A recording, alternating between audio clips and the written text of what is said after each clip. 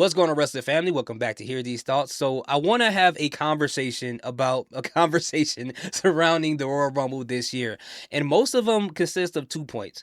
Number one, people are saying that it's the same wash and repeat, the same thing again this year. And number two, people are saying that the Rumble did not create any new stars. Now, here's the thing. You guys know me. I'm all for people having their own personal opinions. That is what I do on this channel. So it'd be crazy for me to tell people they can't have it. But I would have to give some pushback to an opinion that is factually incorrect. Like if you told me that you don't like the sky, cool. I'm like, hey, you got beef with the sky, it is what it is. But if you tell me I don't like the sky because it's green, I'm gonna have to ask you some medical questions and then I'm gonna have to disagree with you because that is not true about the sky at all. But anyway, let's just hit the first point about the Royal Rumble being repetitive this year. I don't know what people watched, but the only thing that was repetitive this year was Roman Reigns winning the Rumble, and he hasn't done that in 11 years. That is the only one, and I'll give you that if you come from that point of view. But outside of that, this is the first time we've seen Liv Morgan win the Rumble. The first time we've seen Sol Ruka, Kalani Jordan, Powerhouse Hobbs, Oba Femi, some people from AAA, regardless of how you feel about them, Lola Vice. It was the first time we've seen a ton of these people in the Royal Rumble, right? And when people talk about it's the same old, right? Let's talk about Brie Bella. And that's not a joke. And I know that's a crazy transition. I don't mean it that way. No disrespect to her at all. But she's the only legend that showed up. And it was a surprise to me. I didn't expect her to show up. But she's the only legend to show up. When in the past, when it comes to the Royal Rumble, they used to be heavily reliant on the legends coming up from the Attitude Era, from the Ruthless Aggression Era, from the Golden Era, going in the ring and getting thrown out. They didn't have any of that this year.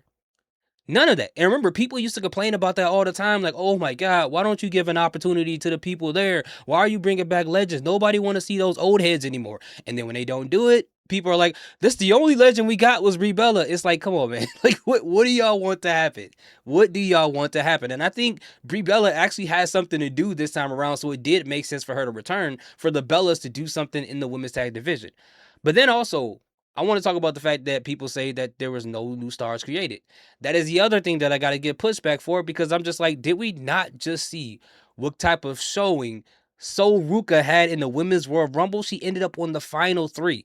And we got to remember, this show isn't just for people who stay on the internet all day and talk about wrestling and watch NXT. There are a ton of casuals who don't even know who Sol Ruka is. And the only other time than the Royal Rumble that they see her was the last time is now event, the Saturday night's main event for John Cena. But some people still didn't remember her from that. But her showing in the Rumble this time around, she looked great.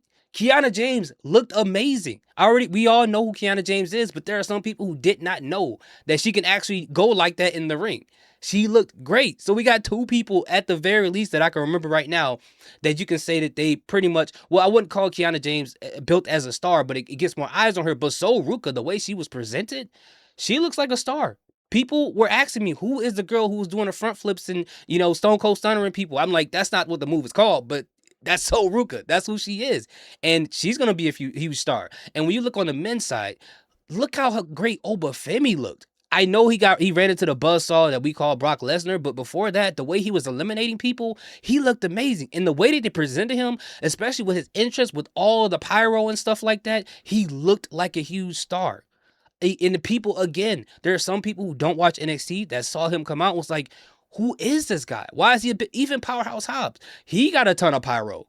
People went crazy for him, right? And I'm not talking about the people in Saudi, but I'm just talking about in people like, who is Powerhouse Hobbs? Some people have never watched AEW a day in their life. It was like, whoa, this guy looks like a big deal. So those are people who got it. And we got to understand too, when it comes to the Rumble, and I know for some people, they'll be like, oh, this will be something different. They typically do not have NXT stars win the Rumble. It's not like they've had a ton of Rumbles where NXT stars were there, but they don't typically do that. And those moments are reserved for those talents from NXT to look like a bigger star in front of a casual audience to some degree. Right? Would it have been different? Sure. But I get it. Roman Reigns, he's on a poster of WrestleMania. He's probably going to face CM Punk. CM Punk's on that poster as well. It makes all the sense in the world. And Liv Morgan, given the storyline that she has right now with the Judgment Day and Raquel Rodriguez and her being a runner-up over and over, it just makes sense for her to win. But just because a person doesn't win the Rumble does not mean that they're not going to be a future star. That doesn't mean they weren't presented as a future star. All you got to do is try to gain the interest of the casuals, like a Sol Ruka did, like a Obafemi did, and the job was done. Just make them look strong, and that's exactly what they did. So I'm not quite sure, with those 2 points, what people are talking about.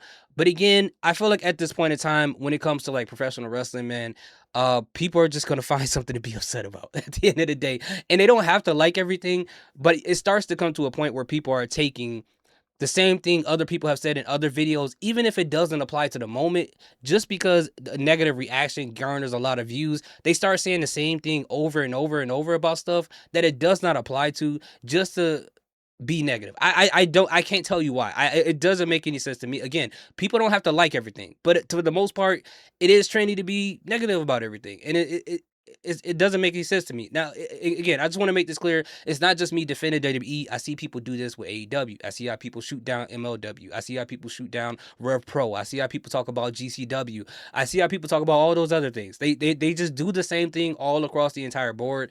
And for me, again, I don't know why people watch it if this bad to people. It's weird to me. But again, I'm not saying this Rumble is in no means perfect. I'm not saying it's the best Rumble ever, but I don't know, bro. I don't know. But anyway, thank you guys so much for watching. I appreciate each and every one of you guys. Salute, peace, have a great